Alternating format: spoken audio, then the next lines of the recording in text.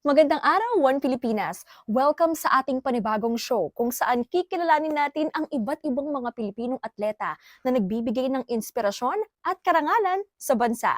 Ako po muli ang inyong lingkod, Sara Villas. At ito, ang One Pilipinas Sports.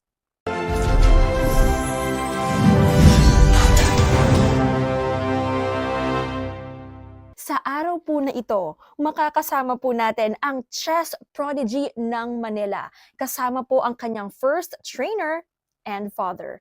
Kilalanin po natin si Athena Herminia Jax Casas at Daddy Joshua Casas. Magandang araw, ako po si Athena Herminia Jax A. Casas na nagkamit ng bronze at silver sa Palarong Pambansa 2026. Ako naman po ang proud tatay ng Athena Herminia Jax na nagkamit ng silver at bronze medal sa Palarong Pambansa. Ayan, first of all, congratulations Athena and of course Daddy Joshua for sa napakagandang award that you have received. Ano? So Athena, kwentuhan mo naman kami, paano nag-start yung love mo for chess? Ano yun, parang interest ba? Tumatakbo ba siya sa pamilya? Lahat ba na kayo nag-chess or... Hindi naman. Nagsimula po ako matuto grade 3 po.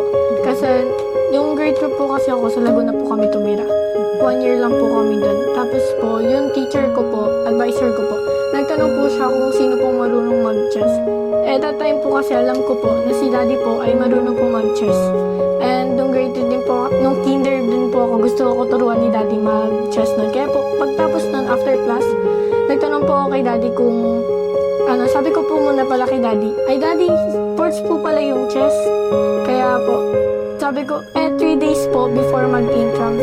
Kaya sabi ko, daddy, turuan mo naman po ako. After ng 3 days po, sinuwerte po ako kasi nag-second place pa ako sa school and lumaban pa po ako sa district meet.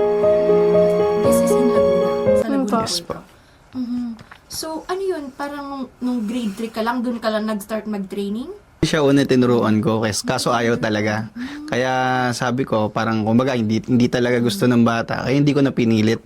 Tapos siya, nagulat ako nung grade 3 siya. Sa kanya sinabi na, daddy, turuan mo ko. Sports pala yung chess. Kaya nagulat ako. Di tinuruan ko siya, tapos tinuro ko yung mga basic lang. Tapos bahala na siya kung paano niya dadalhin yung game. Then yun, maganda naman yung naging result. In 3 days, nakapatak pa siya sa sa intrams. Kaya nga po.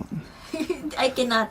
So, kayo po ba, Sir Joshua, dati, Yes. talagang naglalaro kayo ng chess? Naglalaro naman po, pero yung kasi dati bihira naman kasi talaga nagche-chess dati. Kumbaga sa kanto-kanto lang Tapos yun nga nung tinuruan ko siya, tapos nakita kong interesado rin siya sa chess. Doon ko na rin talaga inaral, parang sabay kami nag-aral. Inaral ko kung paano ko maituturo sa kanya ng magigets niya agad, tsaka kung paano siya lalakas talagang nag-search ako para maituro ko sa kanya.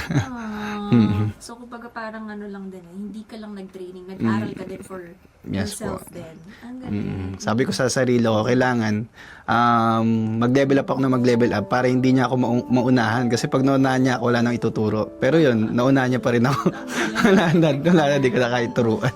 So, grade 3 ka noon. And then Hapa. after noon, sumasali ka pa rin ba sa mga competitions? Po. Pero po kasi nung grade 4 po ako,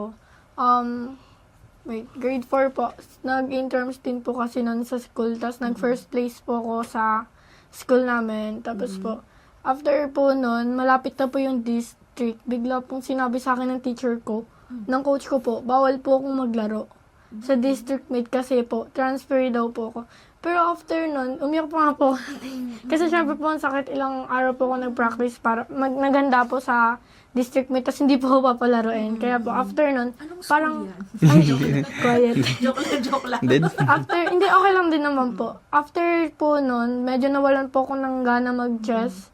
Tapos, nag-focus naman po ako sa pool. So, yung pool po. After po Lang, nun, pool is...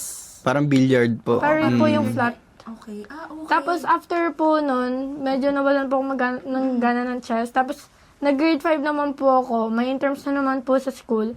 Kaya, pinilit naman ako ni daddy noon. Pero sabi ko kay daddy, ayoko na po mag-chess. Nawala na po talaga ako ng gana.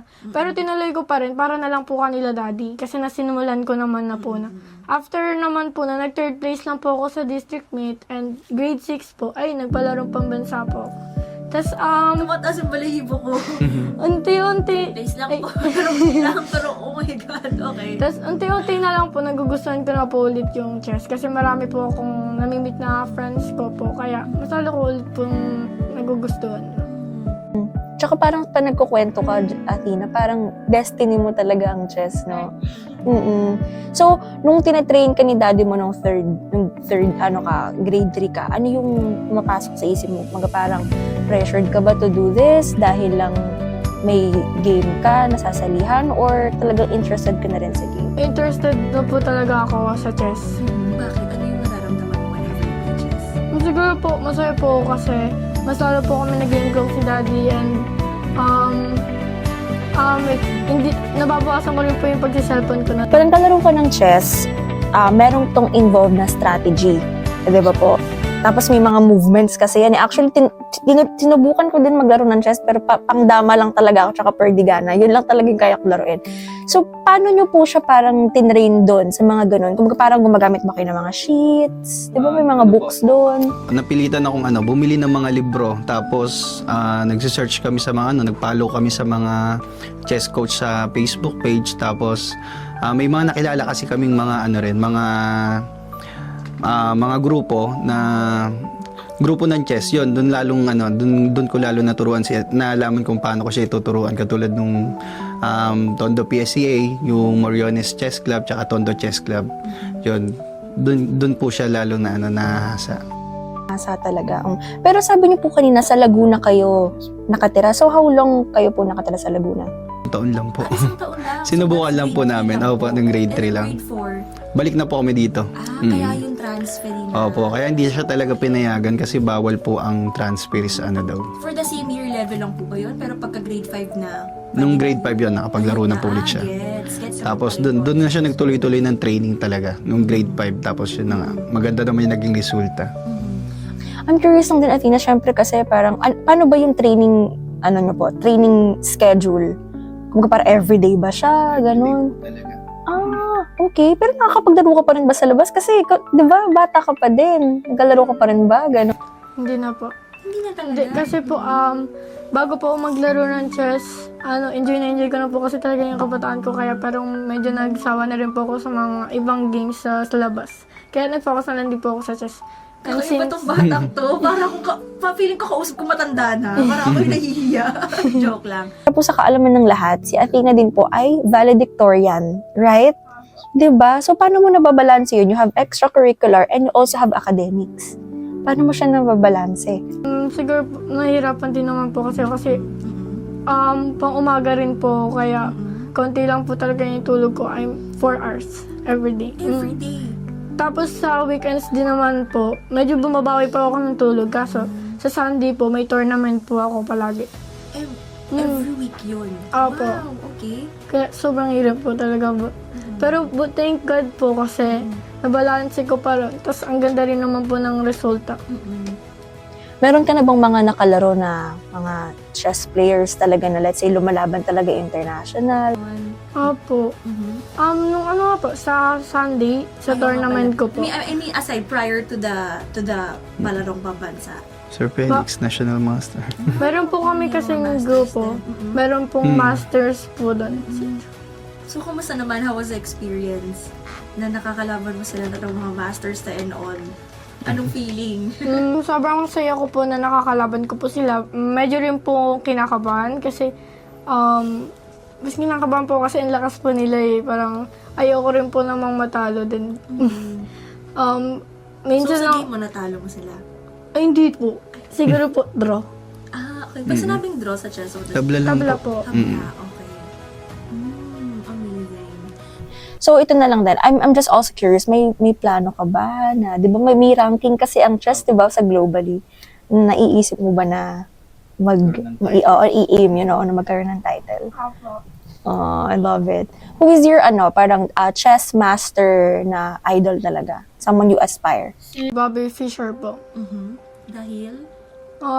Siya po kasi yung pinakamalakas nung, niya po, time niya. Kaya, meron din po kasi world number 1 po kasi si Magnus Carlsen.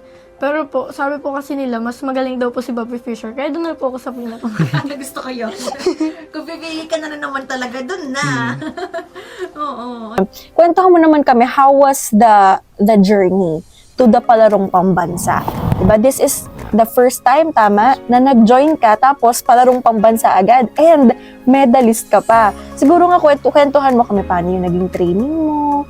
Ano, sige, start tayo with the training. Gaano ka-vigorous yung training mo sa chess? Sobrang, minsan po, nape-pressure po ako. Pero, sa pressure po kasi wala na pang tulog. Tapos, meron din po kaming mga outing. Lalo na po bakasyon ngayon. Sa palarong pambansa po kasi bakasyon pa po nila yun. Kaya, may mga outing po kami na minsan po na isinasantabi. Or kaya, pagka nag-outing din naman po, nawawalan po ako ng time para po sa practice ko. Kaya nahihirapan din po talaga akong i-manage ko po yung time ko kasi bakasyon nga po eh. Tapos po, ngayon naman po, sa palarong pambansa, kinakabahan po talaga ako kasi sa tournament ko naman po ngayon, sinasali naman ako ni Daddy sa mga hindi 12 under. Sinasali po ako ni Daddy sa mga 1950 below po rating. Sa 1950 po kasi kahit anong age, kahit 60 pataas na po yan, kaya kinakabahan po kasi matatanda, hindi ko po ka-age yung mga kalaban ko. Ang hirap. Okay, I'm confused doon. Para dun sa mga taong hindi talaga alam yung technicalities when it comes to the chess game. Pag sinabing mga 19 under, what does it mean? Ito yung ranking? Tama po ba? Hindi po. Yung Age bracket po. Yung sa age lang po siya. 19 under, kahit ano pong rating, basta 19 years old pababa po. Tapos yung 1950 po, rating po siya. Well, hindi po siya sa age. Kung 1951 ka po, pataas, bawal ka po sumali sa tournament kahit 9 years old ka lang po. Pero kung 1950 below ka po, kahit anong edad mo po, pwede ka pong sumali. Basta 1950 po, pababa yung rating mo. So yun yung naging preparation mo. Talagang practice lang, no? Hindi ka ba nababagot sa ganun? Hindi ka ba na-burn out? Hindi naman po. Kasi talagang you really love the chess game. Okay. So nung nalaman mo that you will represent the National Capital Region sa palarong pambansa, ano yung naramdaman mo?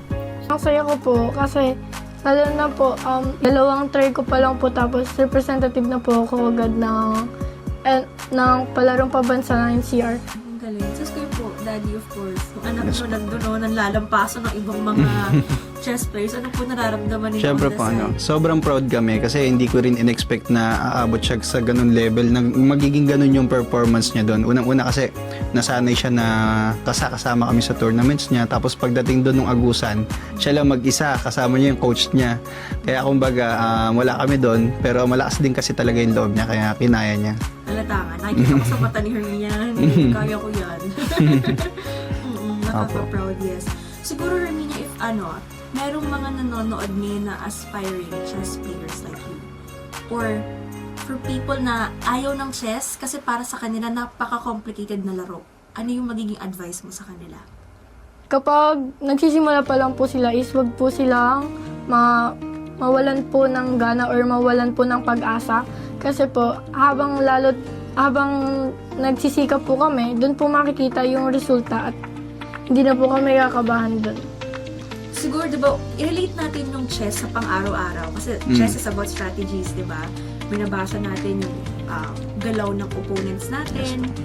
Paano nyo nare-relate ang message or lessons ng chess sa buhay ninyo? Sige. Yung akin po, kapag nag-iisip po kasi sa game, parang na-apply ko na rin po siya sa buhay lahat. Bago ko po gawin yung isang bagay, pinag-iisipan ko po muna. Tapos po, sa mga tira rin po kasi, strategies, nagagamit ko rin po siya sa buhay ko. Sa mga Like? strategies. Apo. Sample naman, ano yung strategies sa'yo? Baka ma-apply din namin. Math. Sa chess po kasi may mga calculation. Okay. Kaya parang mas lalo pong bumibilis yung pag-iisip mo po. Okay, kaya pala yung mga chessboard, may mga numbers sila sa gilid. Tama ba? Or iba pa yun? Hindi, notation lang po yun. Notation pa lang yun. Okay. Yes po. Amazing. So parang pagbibilis lang po ng calculation mo po.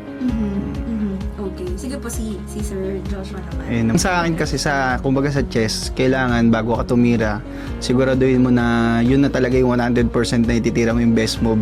Parang sa buhay, kailangan talagang 100% yun yung gagawin mo para magtagumpay ka.